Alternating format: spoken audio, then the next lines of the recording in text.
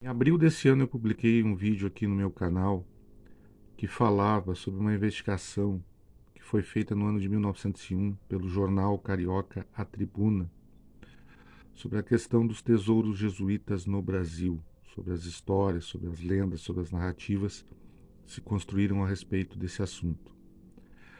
Nesse vídeo eu abordei sobre as possibilidades que eles levantam na época, tá? O que foi achado ou não foi achado, que a conclusão deles é que a grande maioria das histórias são histórias inverídicas e que eles coletaram na época a informação de que no Rio Grande do Sul não foi encontrado nada especificamente, mas foi observado que entre os anos de 1879 e 1880 houve uma espécie de movimentação incomum à região de São Gabriel e Cacequi,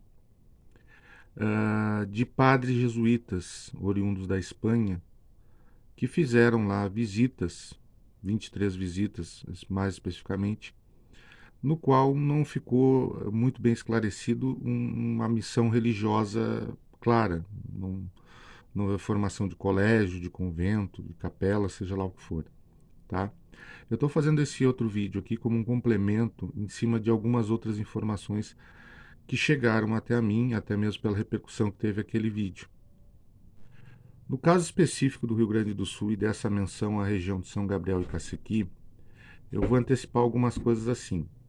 O jornal ele publica essa história na época, mas ele não dá nenhuma indicação geográfica a mais além dessa menção, tá? Um outro detalhe importante é o seguinte: eu tenho um colega meu da época de faculdade que ele é doble chapa, ele é uruguaio brasileiro. Hoje ele está radicado no Uruguai há muito tempo, trabalha lá, fez a sua carreira acadêmica lá. Pois bem, a gente trocou alguma ideia a respeito daquilo que foi achado. E ele me colocou uma possibilidade que eu sou obrigado a dizer que é muito plausível. Se houve entre 1879 a 1880 23 viagens de padres da Companhia de Jesus àquela região lá, muito provavelmente eles encontraram alguma coisa. Encontraram alguma coisa em que sentido? Esse meu colega ele coloca o seguinte: a Companhia de Jesus não iria investir em 23 viagens somente para investigar, tá? Somente para procurar. No máximo, eles iriam fazer talvez umas 3, 4 e não encontrando nada, eles iriam cancelar essas incursões. Então, muito provavelmente, eles encontraram alguma coisa lá, tá? Se é alguma coisa relativa a tesouro, a gente também não pode afirmar, porque pode ser até objetos de uso religioso, alguma coisa específica que eles estivessem procurando lá.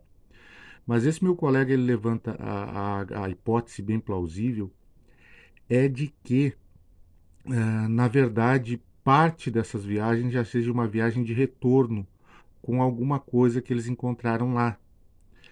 E ele cita na época que isso é bem possível de ter acontecido e não ter tomado tanta publicidade assim, porque se fosse alguma coisa de valor, é muito compreensível que os padres da Companhia de Jesus, naquele momento, mantivesse um certo segredo, ocultasse o que eles estariam fazendo lá, ou trazendo de lá, ou pegando de lá, tá? Por que isso? Porque durante o Império Brasileiro, a questão da cobrança de impostos, aquilo que seria referente relativo à Receita Federal, que eles chamavam de mesa de rendas, coletoria da mesa de rendas, era basicamente muito predatória em relação a isso, tá? Coisas que eram achadas, seja de um valor monetário ou não, normalmente a mesa de rendas ela abocanhava um bom pedaço. Então isso explicaria talvez que até essas incursões e seu objetivo se mantivessem em segredo, tá? Então, só para finalizar esse trecho aqui, o meu colega coloca que muito provavelmente dessas 23 viagens que eles fizeram lá na região durante esse período,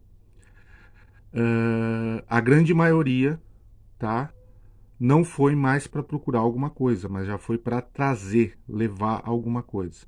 Um outro detalhe importante também é o seguinte: em relação a essas missões que os padres jesuítas fizeram à região,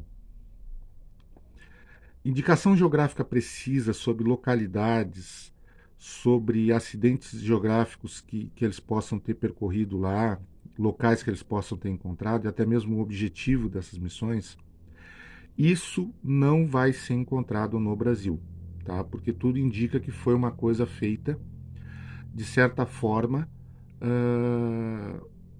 oculta, tá? Escondida. Não havia como eles negarem que estavam no Brasil, porque eles eram obrigados a passar pelo porto do Rio de Janeiro e logo em seguida passar pelo porto do Rio Grande para se dirigir até lá. Mas em relação a objetivos, a locais que eles percorreram, até mesmo os seus objetivos de viagem, o que eles encontraram, isso não está no Brasil, tá? Isso não está no Brasil. Isso provavelmente está nessa região de origem desses padres jesuítas, que é a região de Múrcia, na Espanha. Se eu não me engano, é uma comunidade autônoma, uma região autônoma, então é muito provável que existam vários locais lá que sejam conventos, igrejas administradas pelos jesuítas. Então, teria que se fazer uma busca, uma varredura nessa região, verificando quais locais da ordem jesuíta existiam entre 1879 e 1880 na região de Múrcia, na Espanha, tá? E ver ainda a possibilidade de ter acesso a esses arquivos ou não, certo? Então, muito provavelmente se tem essa menção a São Gabriel e Cacequi, mas aqui locais específicos eles foram dessas duas cidades, não dá muito para saber sem, infelizmente, ter que se dirigir à Espanha e fazer um profundo trabalho de varredura histórica lá. Muito bem. Algumas pessoas me perguntaram também sobre as fontes a respeito da carta do Conde de Bobadela e a respeito também do decreto que fez a expulsão dos jesuítas no Brasil. Isso provavelmente está no Arquivo Nacional, é de domínio público, ou está na Torre do Tombo, em Portugal. Tá? Não são informações, digamos assim, ocultas, escondidas. Isso aí está documentado na época. Alguns outros historiadores brasileiros, até posteriormente, também fizeram uso desses trechos aí que deu origem às lendas dos jesuítas, dos tesouros dos jesuítas no Brasil. Tá?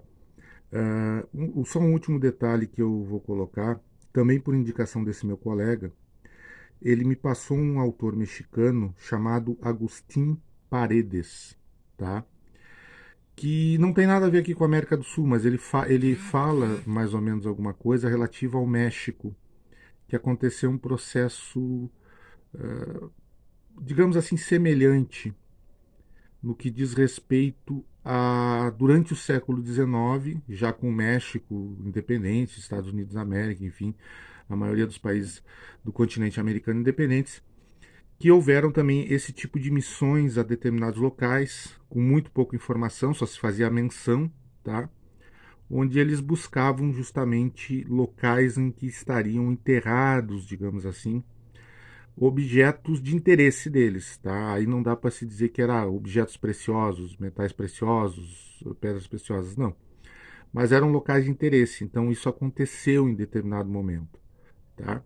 Aí teria que se fazer todo um levantamento sobre a questão da Companhia de Jesus durante o século XIX, tá? Sobre o reerguimento da companhia, que ela foi perseguida durante o século XVIII, início do século XX, ela chegou a ser proibida pelo próprio Papa durante um certo período, tá? Então é um trabalho, digamos assim, de profunda pesquisa histórica.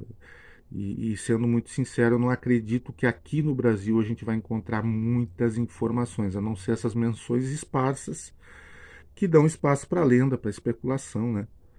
E que se integram ao imaginário popular. Então, para concluir o vídeo, eu trago essa contribuição do professor Fernando Barrientes, tá? Licenciado em História, pós-graduado em Literatura Platina, também ele tem mestrado nessa área, principalmente da Argentina e do Uruguai, e que ele considera, e eu achei bem plausível, sou obrigado a dar o braço a torcer, que muito provavelmente eles encontraram alguma coisa lá e de forma oculta, o que eles estavam procurando lá, eles extraíram de lá e levaram para a Europa. Tá? Ele coloca essa hipótese, mas olha só a palavra que eu estou usando, hipótese. Não se sabe muita coisa, tá? E pode ser também, sei lá, vamos colocar numa possibilidade, digamos assim, mais sincera, de que de repente até o que eles estavam procurando não era nada de precioso, mas alguma coisa de interesse propriamente da companhia, algum registro, algum objeto, seja lá o que for. Tá? Mas essa é a contribuição que eu tenho como complemento ao vídeo que eu fiz em abril.